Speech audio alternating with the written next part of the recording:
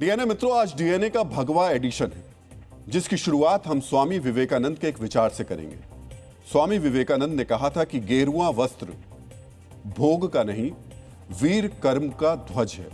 यह सत्य, पुरुषार्थ और राष्ट्र सेवा का प्रतीक है। इसी त्याग, साहस और पुरुषार्थ का प्रतीक भगवा रंग अब भारतीय हॉकी टीम की नई जर्सी की पहचान बन चुका है। भारतीय हॉकी खिलाड़ी अब इस गौरवशाली रंग की जर्सी पहनकर मैदान में उतरने वाले हैं। भारतीय हॉकी टीम की यही नई पहचान देखकर कुछ लोगों के अंदर कुंठा का वायरस एक्टिव हो गया है। ये भगवा रंग की जर्सी को बर्दाश्त नहीं कर पा रहे हैं। ये बेचैन हैं। 15 दिन बाद हॉकी वर्ल्ड कप शुरू होने वाला है। उसको लेकर टीम की रणनीति और खिलाड़ियों की परफॉर्मेंस पर चर्चा करने के बजाय ये खिलाड़ियों की जर्सी के रंग, धर्म, इस पर बहस कर रहे हैं, विरोध कर रहे हैं। यानी आप कह सकते हैं कि भगवा रंग भारत में ही रंग भेद का शिकार हो गया है। मित्रों, नेताजी सुभाष चंद्र बोस का मानना था, भगवा रंग हमारी राष्ट्रीयता की उस रग का नाम है जो साहस, पराक्रम और देश के लिए सर्वस्व न्यौछावर करने की प्रेरणा देती है। इस रंग के साए में रहकर कोई भी भारतीय कभी झुक नहीं सकता। इसी प्रेरणा के साथ हॉकी इंडिया ने हॉकी वर्ल्ड कप से पहले अपने खिलाड़ियों की जर्सी का रंग बदल दिया। हॉकी इंडिया ने नई जर्सी का रंग केसरिया यानी भगवा रखा। भगवा रंग की जर्सी में ब्लू रंग की पट्टी भी लगी हुई है। नई जर्सी में राष्ट्रीय गौरव और गतिशीलता को दर्शाने वाले अशोक और सुदर्शन चक्र का विशेष डिजाइन है। कंधों और बाजुओं के किनारों पर तिरंगे रंग की खूबसूरत पाइपिंग दी गई है। जर्सी पर पहली बार अंग्रेजी के साथ साथ देवनागरी लिपि में भी इंडिया लिखा गया है। नई जर्सी के फैब्रिक पर पारंपरिक भारतीय मंडला कला की बारीकियों को उकेरा गया है। 15 अगस्त से हॉकी का वर्ल्ड कप शुरू होने वाला है। उसी दिन भारत का पहला मैच भी है। उससे ठीक पहले हॉकी इंडिया ने जर्सी में ये बदलाव किए हैं। वैसे तो नई और पुरानी जर्सी में रंग से लेकर नाम तक 6 तरीके के कुल अंतर हैं, लेकिन कुछ लोगों को एक अंतर पर विशेष आपत्ति है। आपत्ति यह है कि पहले की जर्सी ब्लू रंग की थी, नीले रंग की थी, उसे बदलकर भगवा रंग क्यों कर दिया गया। जर्सी के भगवा रंग से आपत्ति जताने वालों में खिलाड़ियों से लेकर नेता और मौलाना मौलवी तक शामिल है। हॉकी टीम की नई पहचान पर खुद को लज्जित महसूस करने वाले पूर्व हॉकी खिलाड़ी वीरेन रासकिन्हा भी कहे हैं। उनका क्या कहना है वो भी हम आपको बताते हैं। उन्होंने सोशल मीडिया पर लिखा है, मुझे ये कहना पड़ रहा है कि हॉकी इंडिया ने भारत के लिए कई अच्छे काम किए, लेकिन यह फैसला शर्मनाक है। भारतीय टीम की विरासत और पहचान हमेशा नीली जर्सी रही है। मैंने कई वर्षों तक गर्व के साथ नीली जर्सी पहनी है। प्रशंसक भी भारतीय टीम को नीली जर्सी में देखना चाहते हैं। आखिर भगवा रंग का तर्क क्या है? मित्रों, नई जर्सी के भगवा होने का तर्क है, आगे हम तथ्य के साथ इस तर्क को विस्तार से बताएंगे। और वो तर्क भगवा जर्सी से लज्जित महसूस करने वाले वीरेन रासकिन्हा के लिए भी एंटी कुंठा वायरस का काम करेगा। लेकिन उससे पहले हम भारतीय हॉकी टीम के एक और खिलाड़ी को सुनाना चाहते हैं, जो वीरेन रासकिन्हा की तरह ही भगवा जर्सी देखकर बहुत ही परेशान है। खिलाड़ी इसको अच्छा नहीं कहेगा, कोई भी अच्छा नहीं कहेगा। सारे खिलाड़ी इसको यही कहेंगे कि भाई एक टीम की पहचान थी, खिलाड़ियों की पहचान थी, हिंदुस्तान की टीम की पहचान थी, ओलंपिक टीम की पहचान थी, world cup, Olympic, international.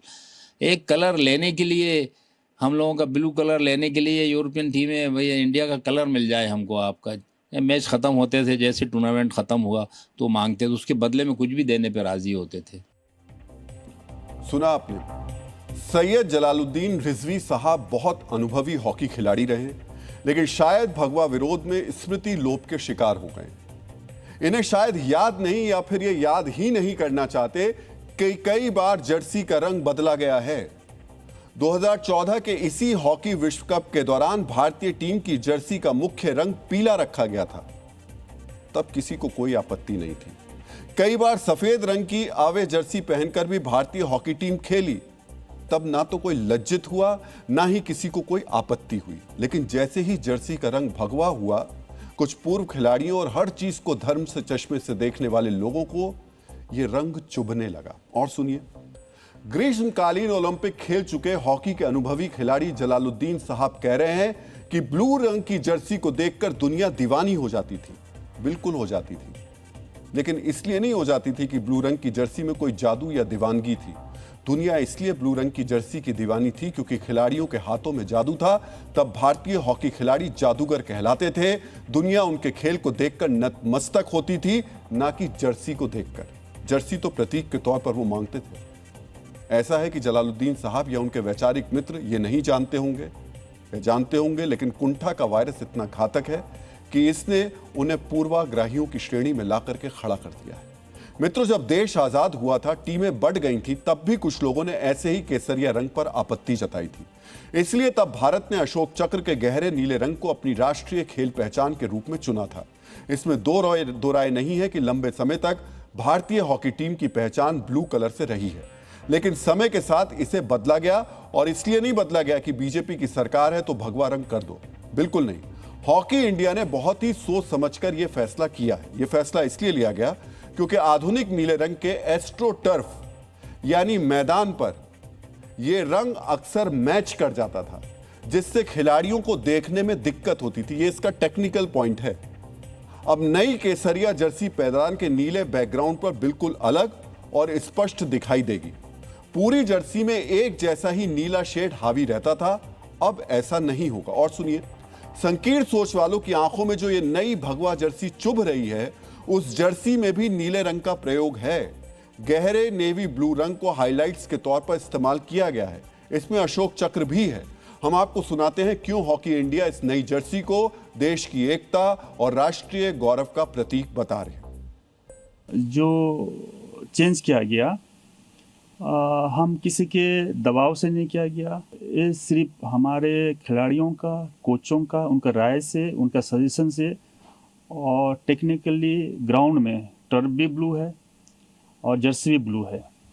Visibility और कैसे बेटर हो पाएगा, जो हमारे खिलाड़ी हैं वापस में तालमेल और कैसे बेटर हो पाएगा, कैसे एक दूसरे क्लियरली देख पाएंगे, उस सोच के साथ इस कलर को चूज किया गया था। सुना आपने, नई भगवा जर्सी को लेकर हॉकी इंडिया का बिल्कुल स्पष्ट तर्क है। फिर भी जब ये बात ना तो जलालुद्दीन साहब को समझ में आ रही है और ना ही वीरेन जैसे पूर्व हॉकी खिलाड़ी समझ पा रहे हैं, तो जो नेता हर भगवा वायरस से पीड़ित रहे हैं, उन्हें अब कितना समझ में आएगा, यह आप समझ सकते हैं। संकुचित दृष्टिकोण के शिकार हमारे देश के कुछ नेताओं को राजनीति करने के लिए कोई मुद्दा चाहिए और वो ऐसे ही ढूंढ लेते हैं, जैसे इस बार भगवा जर्सी में ढूंढा गया है। सबसे पहले हम आपको सुनाते हैं कि भगवा रंग की जर्सी पर किस तरह राजनीतिक बयानों के जो गोल हैं वो दागे जा रहे हैं।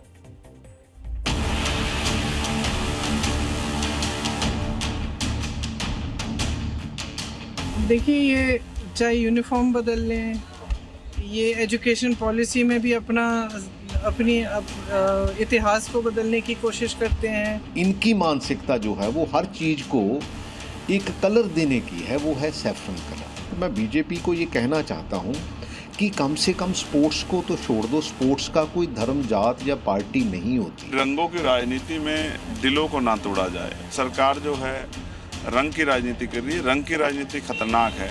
लोगों की भावनाओं का सम्मान हो, उनकी भावनाओं की वो हो। ये लोग मानसिक रूप से दिवालिया लोग हैं। ये पेड़ों को भी हरे रंग से इसको ऑरेंज कलर करेंगे, अब देखिएगा। मतलब भगवा रंग देख सुना नहीं कि एकदम से आक्रामक हो गए, ताबड़तोड़ शाब्दिक गोल दागना शुरू कर दिया। पता नहीं भगवा रंग ना हुआ ये क्या हो गया। इन्हें भगवा रंग से दिक्कत क्यों है ये समझ में नहीं आता। वो भगवा जो पवित्रता और शुद्धि का प्रतीक है, वो भगवा जो सेवा, शुचिता और बलिदान का प्रतीक है, शौर्य, साहस और त्याग का प्रतीक है, उस भगवा रंग में जर्सी हो गई तो पता नहीं कहां कहां से कौन कौन से उदाहरण देने लगे। ये बदल जाएगा, वो बदल जाएगा। मित्रों, भगवा रंग को लेकर वैचारिक दृष्टिकोण के शिकार लोगों को आज थोड़ा भगवा के बारे में भी विस्तार से जानना चाहिए। भगवा शब्द की उत्पत्ति पाली भाषा के भग से हुई है। पाली भाषा में भग को संस्कृत में भंज कहा जाता है। भंज का अर्थ है विनाश करने वाला, मतलब जिसने राग, द्वेष, मोह का नाश कर दिया हो, वही भगवा या भगवान कहलाने योग्य है। पाली त्रिपिटक में बुद्ध के लिए भगवा शब्द का आदर पूर्वक प्रयोग किया गया है। और सुनिए, वैदिक काल में प्रकृति के पर्यवेक्षक कहे जाने वाले ऋषि मुनियों ने सूर्यास्त की लालिमा से लेकर यज्ञ की अग्नि तक का रंग जब केसरिया देखा तब इन्होंने इसे बलिदान, शुद्धता, ज्ञान, त्याग और सेवा का प्रतीक माना। इसलिए भगवा रंग को सनातन परंपरा में अग्नि और सांध्यकालीन सूर्य का रंग माना गया है। वेदों और पुराणों में भगवा रंग के लिए काषाय, पिशंग, गेरुआ, अग्निशिखा या लोहित शब्दों का सीधा प्रयोग हुआ है। ऋग्वेद के 10वें मंडल में ऋषियों के वस्त्र के लिए पिशंग का प्रयोग हुआ है। पिशंग मतलब पीले लाल मिश्रित, यानी कि भगवा। सोचिए भगवा का अर्थ कितना विस्तृत है।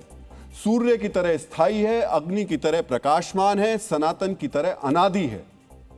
सवाल है, क्या भगवा जर्सी से परेशान होने वालों का ब्लड प्रेशर इसलिए बढ़ा हुआ है क्योंकि भगवा सनातन का प्रतीक है? अगर वाकई ऐसा है तो उन्हें यथाशीघ्र अपना इलाज करवाना चाहिए, क्योंकि वो कहां से भगवा हटवाएंगे। देश के झंडे में भगवा रंग है। भारत सरकार जो इमिग्रेशन चेक रिक्वायर्ड पासपोर्ट जारी करती है, उसके बाहरी कवर का रंग केसरिया होता है। मंदिरों और मठों के शिखर पर भगवा फहराता है। बताइए कहां से भगवा हटाएंगे? छत्रपति शिवाजी महाराज ने मुगलों के विरुद्ध युद्ध में भगवा ध्वज को अपनी सेना का प्रतीक बनाया और यही ध्वज पूरे मराठा साम्राज्य का चिन्ह बना। सनातन धर्म की पुनर्स्थापना करने वाले आदि शंकराचार्य ने स्वयं भगवा वस्त्र धारण किए। स्वामी विवेकानंद ने भगवा वस्त्र पहनकर वैश्विक स्तर पर आध्यात्मिक नेतृत्व किया, दुनिया भर के युवाओं को जगाने का काम किया।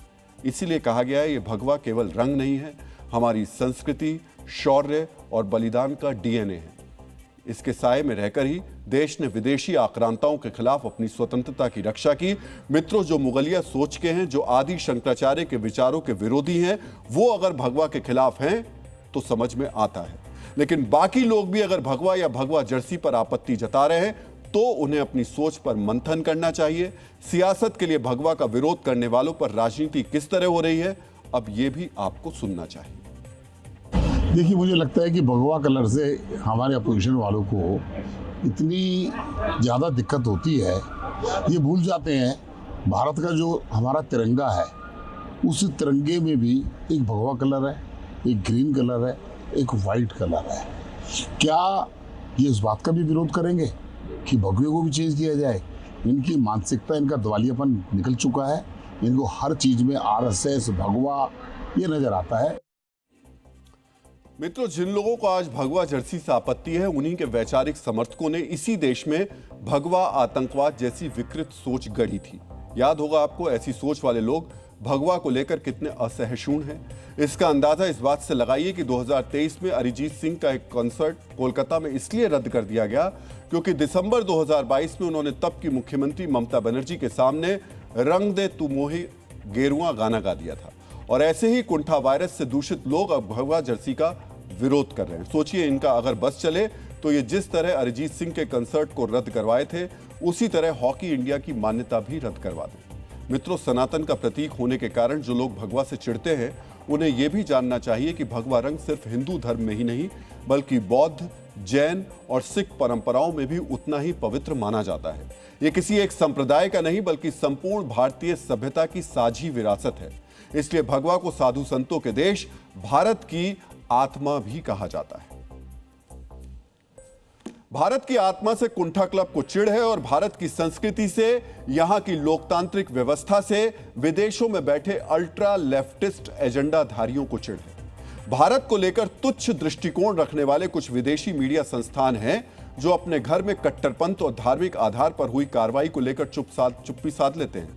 लेकिन भारत में अगर किसी ने आरोप भी लगा दिया तो उसे वैश्विक एजेंडा बनाने के लिए नैरेटिव गढ़ना शुरू कर देते हैं। इसी में एक नाम है फ्रांस 24 का। ये फ्रांस का मीडिया हाउस है जो दिल्ली के जंतर मंतर पर हुए छात्र आंदोलन की लगातार ग्राउंड रिपोर्टिंग कर रहा था। इसी मीडिया हाउस ने कुछ दिन पहले एक आर्टिकल के जरिए छत्रपति शिवाजी महाराज को मुस्लिम विरोधी साबित करने की कोशिश की थी। लेकिन फ्रांस में जब 2 मस्जिदों पर ताले लग गए तो उसकी एक भी खबर उसने प्रसारित नहीं की। बहुत ध्यान से सुनिएगा, जो लोग विदेशी मीडिया को स्वतंत्र मीडिया कहते हैं ना, जिन्हें उन पर बहुत भरोसा है, हमारे देश में हैं कुछ लोग, विदेशी मीडिया देखते ही उनकी बाँछें खिल जाती हैं। उनको लगता है देखिए यही लोग आ गए हमारी बात कहने के लिए, हमारे एजेंडे को आगे बढ़ाने के लिए। उनके लिए ये जानकारी विशेष तौर पर हम लेकर आए हैं, क्योंकि वर्ल्ड प्रेस फ्रीडम इंडेक्स में फ्रांस 25वें स्थान पर है। हमारे यहाँ के बुद्धिजीवियों के हिसाब से फ्रांस की मीडिया महान है। तो वहाँ क्या हुआ? फ्रांस के मार्सिले शहर में स्थित अस सुन्ना मस्जिद पर ताला लगा दिया गया। पेरिस के उत्तरी हिस्से में स्थित एक और मस्जिद को स्थानीय प्रशासन ने बंद करने का आदेश दिया और मस्जिद बंद कर दी गई। मस्जिद के मंच से जिहाद को वैध बताने, आतंकवाद का महिमा मंडन करने, कट्टरपंथी विचारधारा और अलगाववाद को बढ़ावा देने के आरोप में दोनों मस्जिदों को बंद कर दिया गया। लेकिन फ्रांस सरकार के सरकारी न्यूज चैनल ने इस पर कोई खबर नहीं चलाई। क्यों नहीं चलाई? क्योंकि इससे फ्रांस का जो तथाकथित लिबरल नकाब है वो उतर जाता है। इसलिए फ्रांस 24 जैसे सरकारी न्यूज चैनल ने चुप्पी साध ली, जिसका प्रेस फ्रीडम इंडेक्स में स्थान 25वां है। छुपा गया खबर। सनातन विरोधी कुंठा क्लब देश से विदेशों तक फैला हुआ है। फ्रांस 24 इसका इंटरनेशनल ब्रांच है। वैसे सनातन विरोधी कुंठा क्लब की संकीर्णता का अंदाजा आप इस बात से भी लगा सकते हैं कि इन्हें सिर्फ भगवा रंग से ही परेशानी नहीं है, इन्हें भजन से भी दिक्कत है। जो भगवा का विरोध कर रहे हैं वही भजन का भी विरोध कर रहे हैं। इन्हें किसके भजन से तकलीफ है?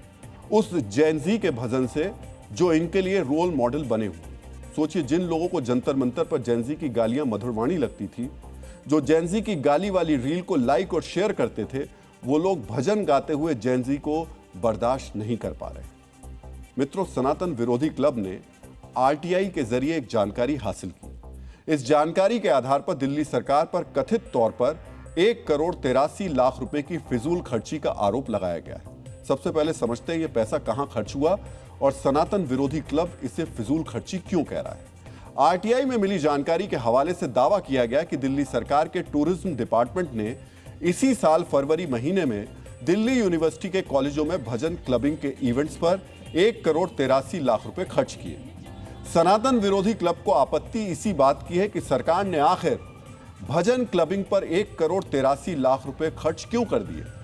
मित्रों, इस विरोध को समझने के लिए सबसे पहले समझते हैं कि भजन क्लबिंग होती क्या है और दिल्ली के किन किन कॉलेजों में भजन क्लबिंग का कार्यक्रम हुआ था। भजन क्लबिंग जैनजी के बीच तेजी से लोकप्रिय हो रहा सांस्कृतिक ट्रेंड है। इसमें पारंपरिक भक्ति भजन और मंत्रों को आधुनिक तेज संगीत बीट्स के साथ गाया जाता है। इसमें पूरा माहौल नाइट क्लब या म्यूजिक कॉन्सर्ट जैसा होता है। यह विशेष रूप से युवा पीढ़ी यानी जेनजी के बीच काफी पसंद किया जा रहा है। भजन क्लबिंग युवाओं में इसलिए भी पॉपुलर है क्योंकि यहां वो बिना किसी सख्त धार्मिक नियमों के अपनी आध्यात्मिक जड़ों से जुड़ते हैं। इसी भजन क्लबिंग को लेकर दिल्ली सरकार पर फिजूल खर्ची के आरोप लगे। आरटीआई में दावा किया गया कि दिल्ली यूनिवर्सिटी के कॉलेजों में इस साल 10 फरवरी से 19 फरवरी के बीच भजन क्लबिंग के 8 कार्यक्रम हुए।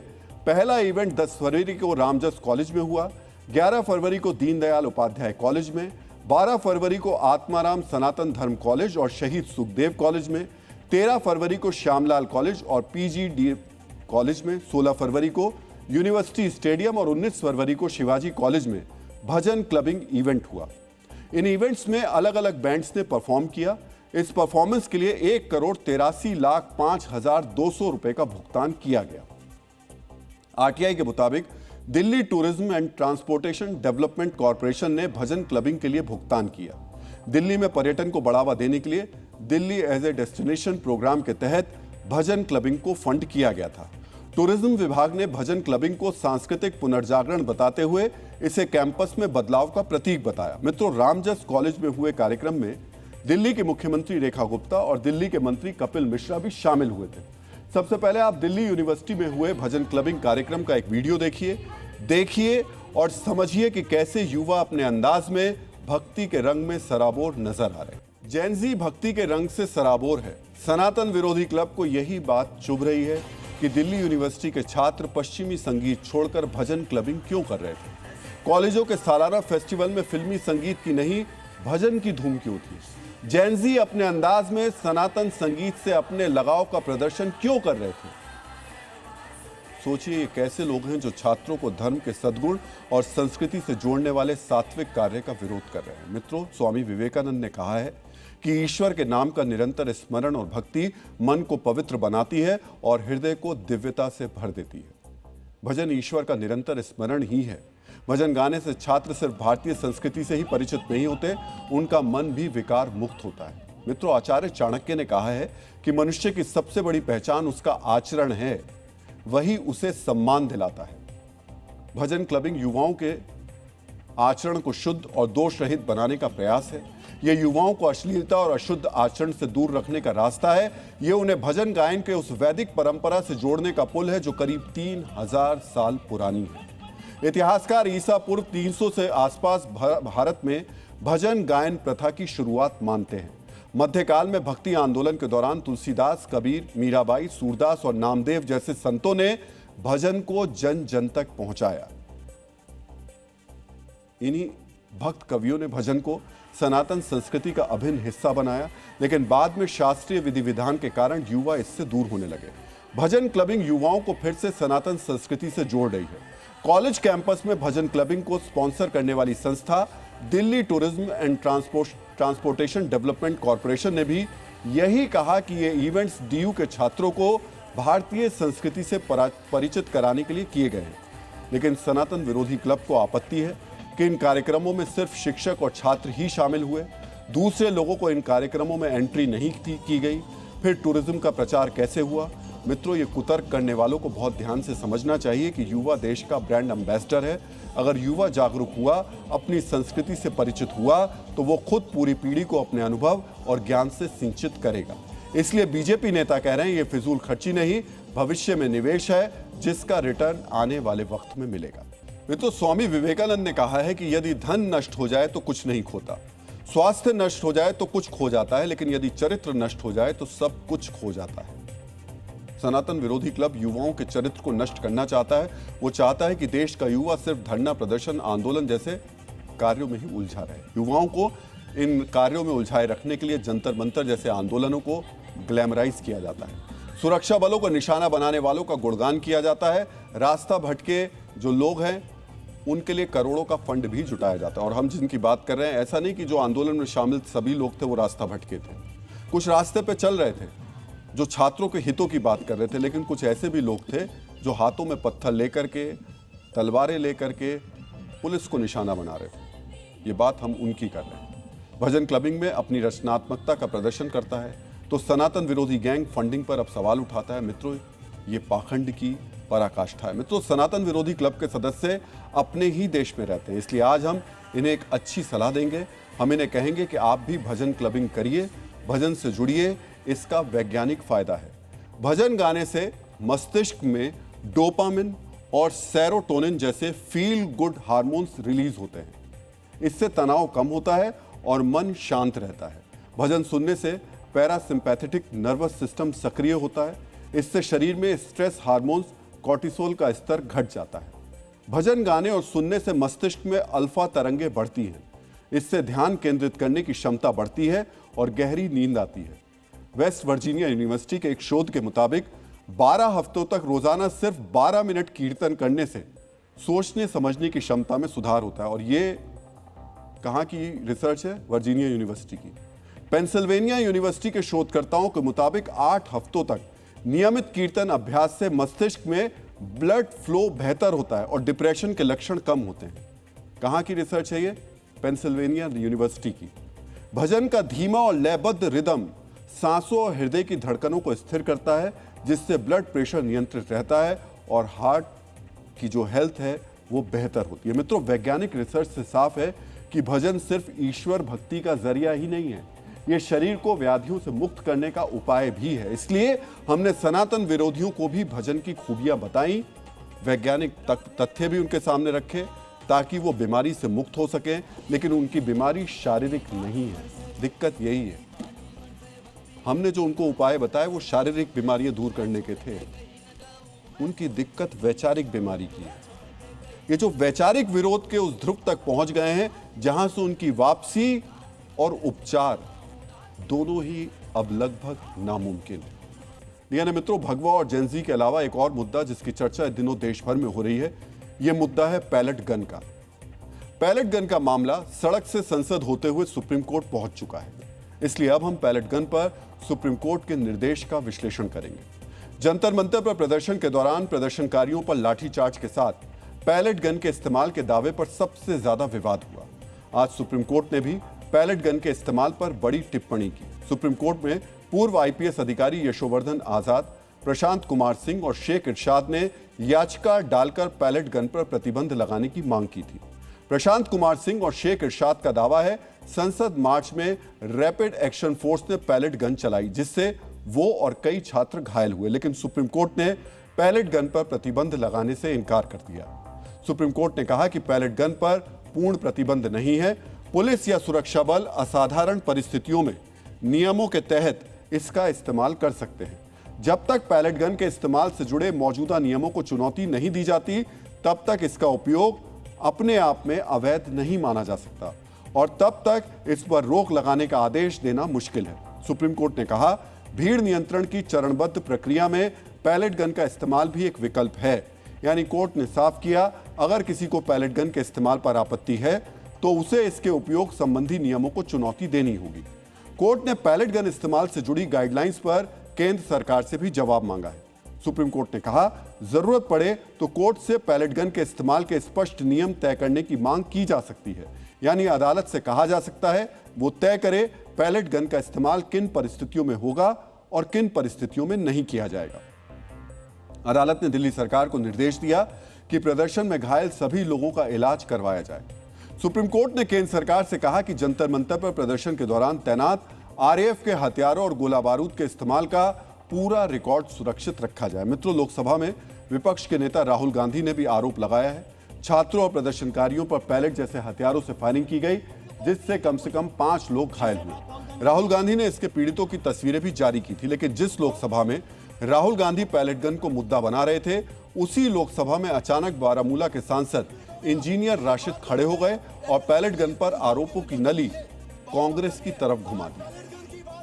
आज पैलेट गन की बात हो गई, मैं कहना चाहूंगा आज इंडिया अलायंस से, ये पैलेट गन तो आपने ही कश्मीर में शुरू किया 2010 में। मित्रों, आज आपको कश्मीर में पैलेट गन के इस्तेमाल के बारे में भी जानना चाहिए। कश्मीर में इसका इस्तेमाल क्यों शुरू किया गया और इसका क्या असर हुआ। जम्मू कश्मीर में हिंसक पत्थरबाजी वाले प्रदर्शनों के दौरान 2010 में पहली बार पैलेट गन का बड़े स्तर पर इस्तेमाल शुरू हुआ।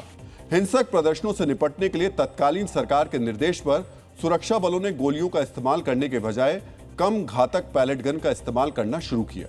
2016 में आतंकवादी बुरहान वानी के नाम पर हुए विरोध प्रदर्शन के दौरान पैलेट गन का इस्तेमाल चरम पर पहुंचा।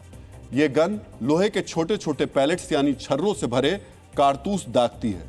कश्मीर में पत्थरबाजी और हिंसक प्रदर्शन के दौरान जब इसका इस्तेमाल होता था तो भीड़ तितर बितर हो जाती थी और किसी की जान भी नहीं जाती थी। कश्मीर में सुरक्षा बल, मुख्य रूप से सीआरपीएफ और जम्मू कश्मीर पुलिस, इन्हें हिंसक भीड़ पर दागते थे। इसे इस्तेमाल करने के नियमों के मुताबिक निशाना कमर से नीचे लगाना चाहिए ताकि बुरी तरह घायल होने का खतरा ना हो, लेकिन भीड़ पास आ जाए, पत्थरबाजी तेज होने या अराजकता में कई बार पैलेट्स चेहरे, आंखों और ऊपरी हिस्से पर भी लग जाते थे।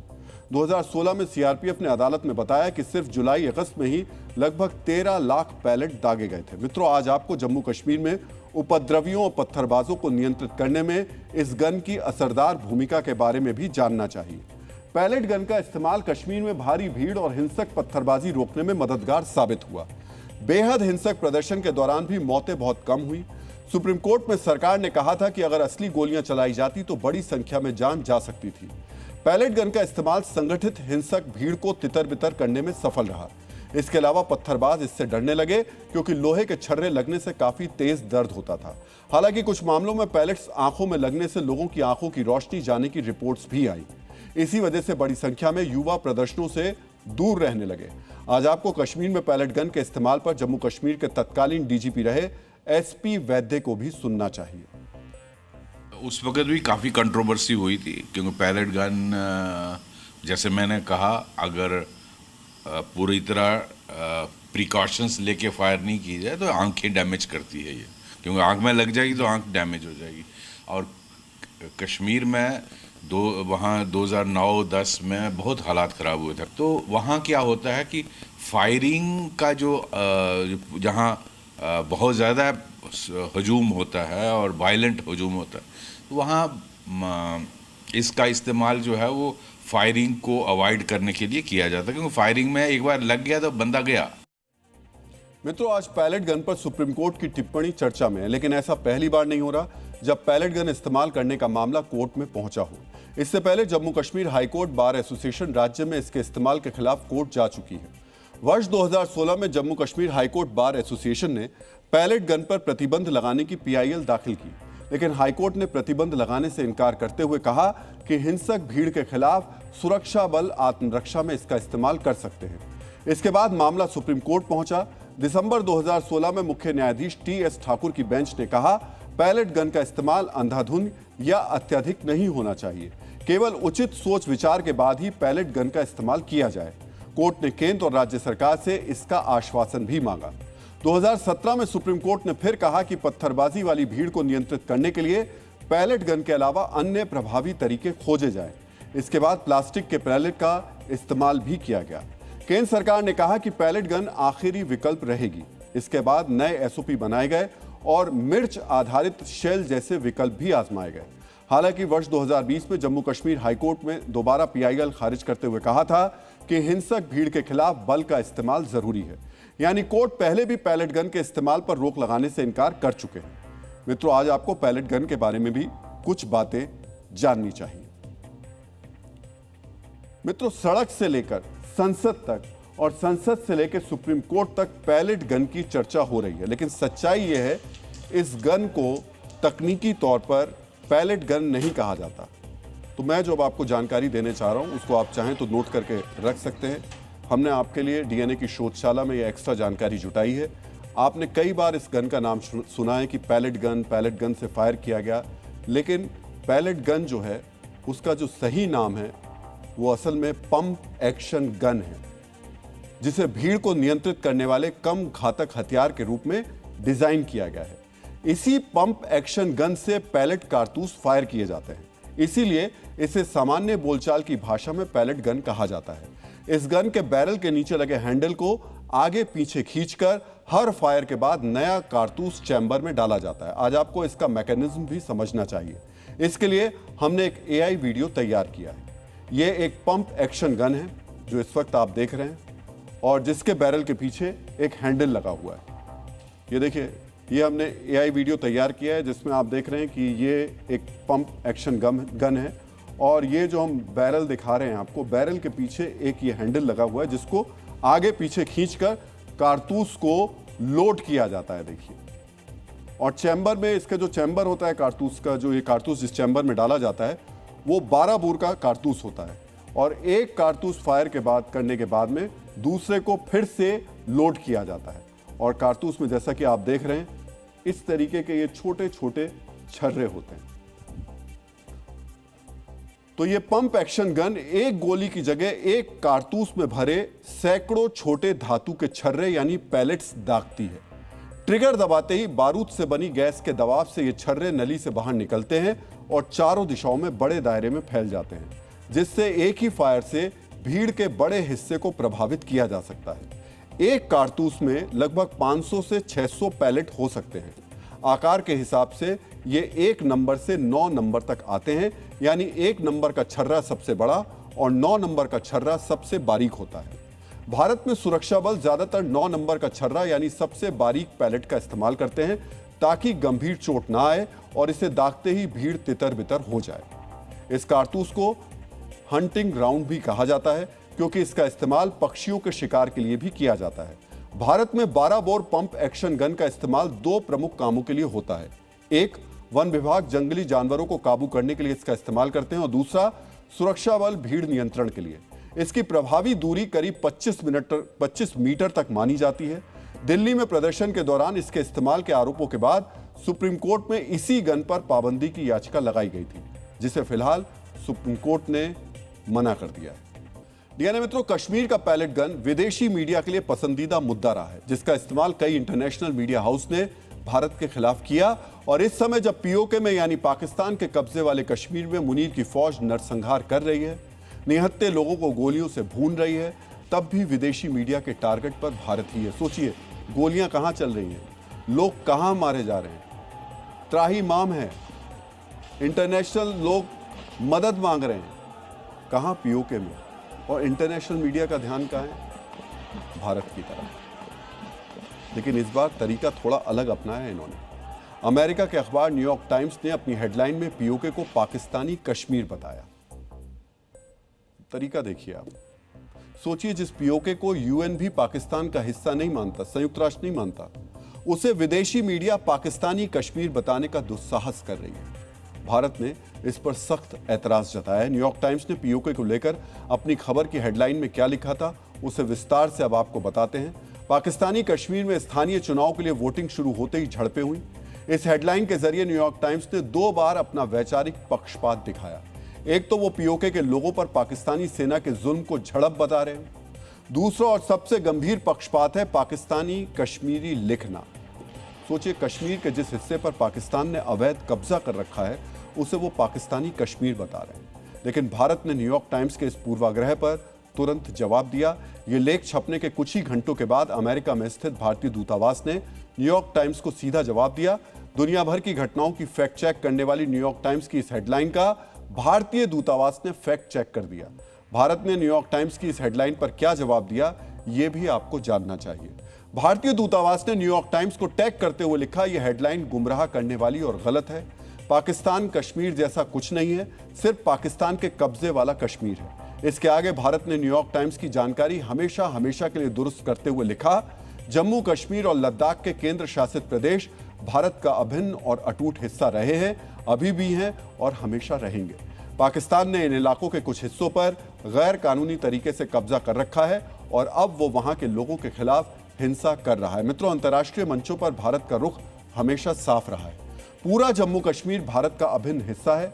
ये भारत कई बार साफ कर चुका है। ऐसे में जब कोई विदेशी संस्थान या मीडिया संगठन पीओके की जगह किसी गलत शब्द का इस्तेमाल करता है तो ये केवल उसकी अज्ञानता नहीं है, ये भारत के खिलाफ उसका एजेंडा है। और अगर कोई संस्थान भारत के खिलाफ एजेंडा चलाएगा तो इसका पर्दाफाश करना बहुत जरूरी है। वैसे भी पीओके को पाकिस्तानी कश्मीर कहना अंतर्राष्ट्रीय कानून और ऐतिहासिक दृष्टिकोण से भी पूरी तरह गलत है। पीओके ना तो पाकिस्तान का संवैधानिक हिस्सा है, ना संयुक्त राष्ट्र ने कभी इसे पाकिस्तान का हिस्सा माना है। लेकिन इसके बावजूद न्यूयॉर्क टाइम्स और उसके जैसे विदेशी मीडिया संस्थान बार बार कश्मीर पर दुष्प्रचार फैलाने की कोशिशें करते रहते हैं। मित्रों, पीओके को लेकर के वैचारिक छल केवल विदेशी मीडिया संस्थान ही नहीं करते। इस मामले में कथित मानवाधिकार संगठन भी पीछे नहीं है। जब पीओके में विद्रोह हो रहा है, जनता सड़कों पर उतरी है, उस समय भी एमनेस्टी इंटरनेशनल को गाजा की याद आ रही है। उसे भारत और इजराइल की दोस्ती पसंद नहीं आ रही है। एमनेस्टी इंटरनेशनल को इस बात की चिंता है कि भारत इजराइल को अपने हथियार क्यों बेच रहा है। इस हथियार का इस्तेमाल इजराइल गाजा में कर सकता है। सोचिए, एमनेस्टी को भारत के हथियारों को लेकर चिंता हो रही है, लेकिन अमेरिका पर वो खामोश है। जबकि अमेरिका से इजराइल सबसे ज्यादा हथियार खरीदता है। इजराइल का लगभग 2/3 हथियार अमेरिका से आता है। जिस इंग्लैंड में एमनेस्टी इंटरनेशनल का हेडक्वार्टर है, वो भी इजराइल को बड़ी मात्रा में हथियारों की सप्लाई करता रहा है। लेकिन एमनेस्टी को अमेरिका और इंग्लैंड के हथियारों की चिंता नहीं है। वो परेशान सिर्फ भारत के हथियारों को लेकर। डियर मित्रों, अब हम नेपाल में भड़के दंगे का विश्लेषण करेंगे। इस बार नेपाल का समाज सांप्रदायिक तनाव का शिकार हुआ है। ये सिर्फ सांप्रदायिक तनाव भर की खबर नहीं है, सवाल जनसंख्या के बदलाव और उसके सामाजिक राजनीतिक असर का। इस खबर को बहुत ध्यान से देखिएगा आप, क्योंकि नेपाल में जो हो रहा है उसकी एक बहुत बड़ी वजह है और उस वजह को जब आप जानेंगे तो आप समझेंगे ये जो घुसपैठ होती है, जनसंख्या में बदलाव होता है, वो कैसे एक देश के लिए हिंसा की वजह बन जाता है। सवाल ये कि आखिर क्यों नेपाल के तराई इलाके में बार बार सांप्रदायिक हिंसाएं भड़क रही हैं। अब हम धार्मिक विद्वेष में झुलसते नेपाल की समस्या का विश्लेषण करेंगे। सबसे पहले आज का पूरा घटनाक्रम समझिए। नेपाल में रविवार से शुरू हुए सांप्रदायिक तनाव ने आज फिर हिंसक रूप ले लिया। सुरसरी में शुरू हुई हिंसा अब सिरहा, जनकपुर, वीरगंज और विराटनगर तक फैल गई है। हालात बिगड़ने पर सुनसरी, सिरहा, धनुषा और परसा के संवेदनशील इलाकों में कर्फ्यू और कड़े प्रतिबंध लागू किए गए। सिरहा के गोल बाजार में प्रदर्शन के दौरान 2 युवकों को गोली लगी, जिनमें 20 वर्षीय गणेश यादव की इलाज के दौरान मौत हो गई, जबकि दूसरा युवक गंभीर रूप से घायल है। इसके बाद गोल बाजार में एक व्यावसायिक मॉल, कई दुकानों और वाहनों में आगजनी और तोड़फोड़ की गई। वहीं पुलिस चौकियों पर भी हमले की कोशिशें की गई हैं। स्थिति को नियंत्रित करने के लिए नेपाल पुलिस, सशस्त्र प्रहरी बल और नेपाल की सेना की संयुक्त तैनाती की गई है। गोल बाजार और लाहान के संवेदनशील क्षेत्रों में अनिश्चितकालीन कर्फ्यू लागू कर दिया गया है। प्रशासन का कहना है कि गोली किसने चलाई, इसकी जांच जारी है और लोगों से अफवाहों से बचने और शांति बनाए रखने की अपील की गई है। जबकि जनकपुर और वीरगंज के संवेदनशील इलाकों में भी प्रशासन ने लोगों की आवाजाही पर पाबंदी बढ़ा दी है। कई जगह 4 या उससे ज्यादा लोगों के एक साथ जुटने पर रोक लगा दी गई। हालात को देखते हुए नेपाल के गृह मंत्री ने खुद सुनसरी पहुंचकर अधिकारियों के साथ समीक्षा बैठक की और लोगों से शांति बनाए रखने की अपील की। उधर नेपाल के पूर्व राजा ज्ञानेन्द्र शाह ने भी बयान जारी कर सभी समुदायों से संयम बरतने और सामाजिक सद्भाव बनाए रखने की अपील की है। यानी रविवार को शुरू हुआ विवाद अब सिर्फ सुनसरी तक सीमित नहीं रहा, बल्कि मधेश के कई जिलों तक फैल चुका है और सरकार लगातार हालात पर नजर बनाए हुए है। डीएनए मित्रों, अगर नेपाल में हो रही हिंसा को सिर्फ हिंदू मुस्लिम टकराव मान लिया जाए तो शायद पूरी तस्वीर साफ नहीं हो पाएगी। इस अशांति के 2 अलग अलग कारणों को समझना होगा।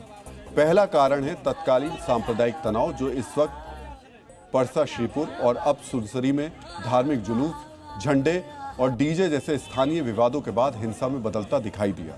रिपोर्ट्स के मुताबिक पिछले कुछ वर्षों में तराई क्षेत्र में ऐसी घटनाओं की संख्या पहले के मुकाबले बढ़ी है, लेकिन दूसरा कारण इससे कहीं गहरा है।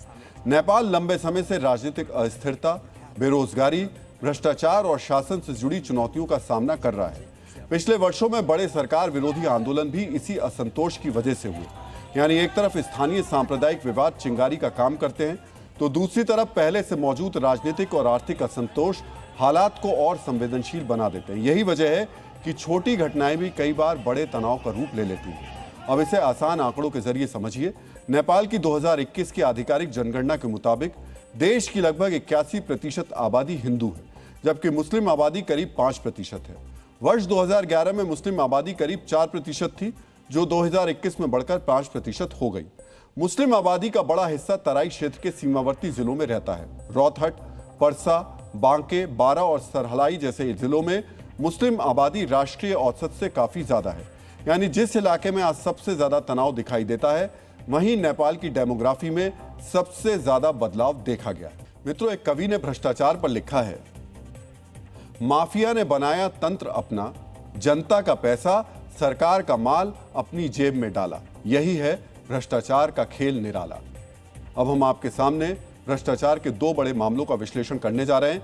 यह विश्लेषण आपको बताएगा किस तरह सिस्टम को बाईपास करके माफिया हजारों या लाखों नहीं, सैकड़ों करोड़ों रुपए डकार जाते हैं। डीएनए मित्रों, माफिया के करप्शन का पहला केस पश्चिम बंगाल के बीरभूम से सामने आया। बीरभूम में पुलिस ने टुल्लू मंडल नाम के बालू माफिया के ठिकानों पर छापा मारा और छापे में सोने के चमचमाते बिस्किट बरामद हुए। दूसरी छापेमारी झारखंड के धनबाद में हुई। ईडी ने एलबी सिंह और अनिल गोयल जैसे कथित कोयला माफियों से जुड़े ठिकानों पर छापेमारी की। धनबाद में मारे गए छापे की स्थिति यह है कि ईडी के अधिकारी अब तक माफिया की संपत्ति का आकलन ही कर रहे हैं। सबसे पहले आपके सामने बीरभूम के बालू माफिया यानी टुल्लू मंडल को एक्सपोज कर देते हैं। जब पश्चिम बंगाल की पुलिस टुल्लू मंडल के सहयोगी मीनार के घर पहुंची तो वहां बेहिसाब कैश मिला। इन नोटों की तस्वीरें इस वक्त आपके टीवी स्क्रीन पर चल रही हैं। वीडियो में आपको साफ साफ दिखेगा कि पुलिस वालों को नोट गिनने के लिए मशीन मंगवानी पड़ गई। पुलिस वाले नोट गिन रहे थे और उनकी गड्ढियां बनाकर बिस्तर पर रख रहे थे। छापेमारी में पता चला कि टुल्लू मंडल के सहयोगी ने बड़े बड़े थैलों में ये नकदी छिपाकर रखी थी। घर में मौजूद हर अलमारी में नकदी से भरे थैले रखे गए थे। जब एक अलमारी खोली गई तो पुलिस वाले भी हैरान रह गए। इस अलमारी से सोने के 14 बड़े बिस्किट और 10 छोटे बिस्किट छिपाए गए थे।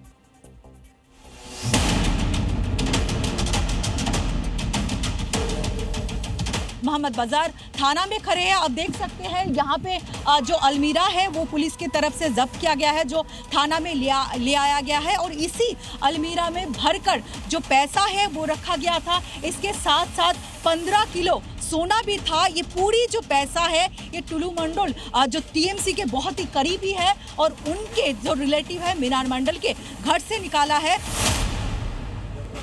पहले दिन की छापेमारी में टुल्लू मंडल की अवैध खनन की गतिविधियों से जुड़ा तकरीबन 28 करोड़ कैश बरामद हो चुका है। 28 करोड़। टुल्लू मंडल के ठिकाने से जो सोना बरामद हुआ है उसकी अनुमानित कीमत 50 करोड़ रुपए है। आरोपी के खिलाफ गैर जमानती वारंट जारी हो गया है। आप जानकर हैरान हो जाएंगे कि आज से 2 दशक पहले टुल्लू मंडल दिहाड़ी मजदूरी का काम करता था। सोचिए, दिहाड़ी मजदूरी था, दिहाड़ी मजदूरी करने वाला। 50 करोड़ का सोना मिला है उसके यहाँ से। यानी वो दिन का हद से हद 500 रुपये उस वक्त कमाता होगा, आज से 20 साल पहले। अगर मजदूर टुल्लू मंडल की कमाई के लिहाज से हिसाब लगाया जाए तो उसे 78 करोड़ कमाने में 4000 साल लग जाते अगर 500 रुपये रोज के हिसाब से कमाता। लेकिन जब वो भ्रष्टाचार की नाव में सवार हुआ तो 20 साल में ही करोड़ों का मालिक बन गया। मित्रों, हमारे देश में सभी बैंकों को मिलाकर करीब 1,65,000 ब्रांच हैं और हमारे बैंकों के 2% ब्रांच में भी एक समय पर इतना कैश नहीं होता है जितना अकेले टुल्लू मंडल के सहयोगी मीनार मंडल के घर से बरामद हुआ। टुल्लू मंडल नाम के बालू माफिया के करप्शन का दायरा कितना बड़ा था, इसका अंदाजा आप इस बात से लगा सकते हैं कि पश्चिम बंगाल पुलिस की इस कार्रवाई पर खुद मुख्यमंत्री शुभेंदु अधिकारी ने ट्वीट किया। इस ट्वीट में शुभेंदु अधिकारी ने लिखा, पश्चिम बंगाल में अब भ्रष्टाचार के खिलाफ जीरो टॉलरेंस पॉलिसी है। करप्शन से कमाए गए पैसे पर असल में जनता का अधिकार है। जो जनता के पैसे को लूटेगा उसे कानून का सामना करना ही पड़ेगा। मित्रों, हमारे देश में बालू का अवैध खनन कितनी बड़ी समस्या है, ये समझने के लिए आपको भारतीय खनन ब्यूरो की एक रिपोर्ट बेहद गौर से देखनी चाहिए। इस रिपोर्ट में वर्ष 2023 से 25 के आंकड़े पेश किए गए। रिपोर्ट के मुताबिक 2 साल के अंदर अवैध खनन से जुड़े तकरीबन 1,20,000 मामले दर्ज किए गए। लगभग 52,000 वाहनों को अवैध खनन के मामलों में जब्त किया गया। आरोपियों से 3,648 करोड़ रुपए का जुर्माना वसूला गया। अवैध खनन के मामलों में जो माल जब्त किया गया है उसकी अनुमानित लागत तकरीबन 2,000 करोड़ रुपए है। और डीएनए में अब आज का संदेश, हर रोज अपनी कीमत मत साबित कीजिए, क्योंकि आप सेंसेक्स या निफ्टी नहीं है जिनकी वैल्यू क्लोजिंग बेल के साथ बदलती है।